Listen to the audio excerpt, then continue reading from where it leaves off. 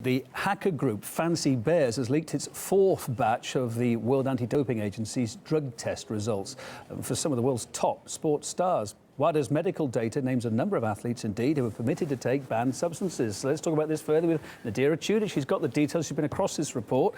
What's come out then?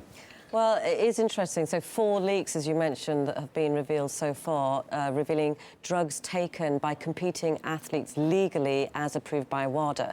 Now, the first leak was revealed on the 13th, and then every 2 days subsequently, with the last being on the 19th of September. And the reason that it's made the headlines is that they have named huge sports icons who have, lists of achievement. Just to explain, all the named athletes have gone through very strict procedures to gain exemption from drugs that are normally banned.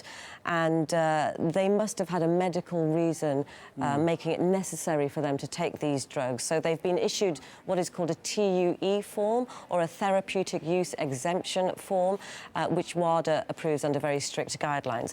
Now, the first of the 3 leaks mention names like Serena Williams, Venus Williams, Simone Biles. And 2 of the biggest names that have been mentioned in the last leak are Rafael Nadal and Mo Farah. So you can imagine why it's gone a bit crazy in the media. Now, if we look at Rafael Nadal first, he's Spain's universally known as one of the biggest tennis legends of all time. He's won every major tennis Grand Slam, including 9 French Open titles, as well as the men's singles gold at the 2008 Beijing Olympics.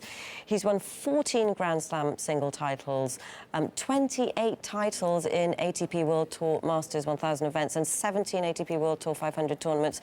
So, as you can imagine, the list for him is absolutely endless. Now, he's been issued 2 certificates in the past, 2 of these TUE certificates. One in 2009, where he was allowed to use a banned drug called betamethasone. And then the second was in 2012, where he received clearance to use corticotrophins. Now, he's been quoted as saying, and I'll just read this to you, there are many things day to day are banned substances, but when you ask permission and you get it, it stops being illegal. I've taken anything to improve my sport. I haven't taken anything to improve my sporting performance. Simply, the doctors told me to take something to improve my knee. Grey area, isn't it? What about Mo Farah? Well, Mo Farah, again, hugely the most successful British track athlete in modern Olympic Games history. In 2012 he won, and in 2016 in both the Olympic gold medalists in 5,000 metres and 10,000 metres. He's the second man in history to win long-distance doubles at successive Olympics and World Championships, and the first in history to do a quadruple double. So, Farah, he received a therapeutic use exemption certificate form to take a drug called triamcinolone, and then in 2014 he was given permission to use 3 separate prohibited substances, including 1 by intravenous injection. But my question here, OK, this data's been released, but if they were legitimately given certificates to take this for medical reasons, whatever, what's the problem? What's the controversy about this leak? Well, the controversy, unfortunately, is because they're such huge names, of course, and the names are now in the public domain by the hackers, who are still remain anonymous, so no one knows who their identity is.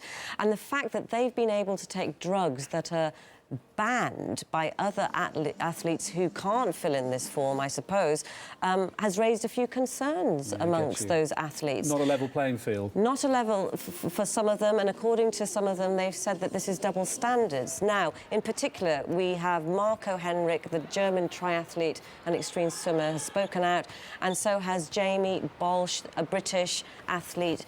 They have both aired their views, which we can have a listen to now. I believe this is not fair. There should be a clear course for the athletes. They should be told there are substances they are allowed to take, and there are substances they are not allowed to take. Anything in between just results in confusion and discontent. This is not good. No matter how big the issue of doping is, every country, more or less, has had to deal with it. When it comes to Russia, it's very political. It's aimed at excluding Russian athletes. The trouble with sport in this day and age is so much money in it. And I feel personally that some people are getting far more protected than others. It's a real big shame for world sport right now.